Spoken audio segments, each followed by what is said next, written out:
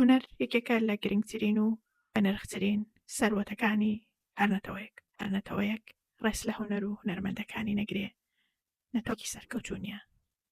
هەر بۆیە ئەگەر بڕوانینە نەتەوە پێشکەوتوەکان و سەرکەوتوەکان هەمیشە ڕێز و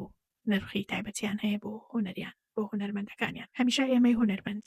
ئەو پرسیارەمان لێ کرێوەیان ئەو پرسیارەمان هەیە کە بۆچی هونەری کوردی وایە،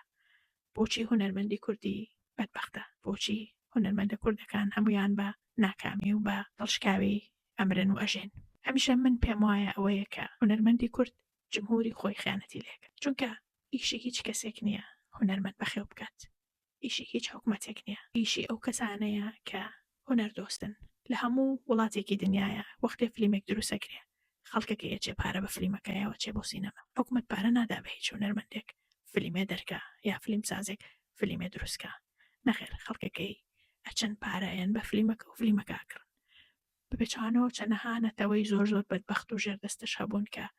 توانیویانە لە ڕێی هونەریانەوە خۆیان بە خەڵک بناسێنن، کاری باش بکەن بۆ شان بدەن لە شانی نەتەوە زۆر سەرکەوتوەکانە. هەر بۆیە درێنگە نەتەوەی کورد فێر بێت نرخ و ڕێزی هونەر بزانێت، چونکە هەتا ئەوە نەزانێت پێم وانییە ببینە هیچ شتێکی تر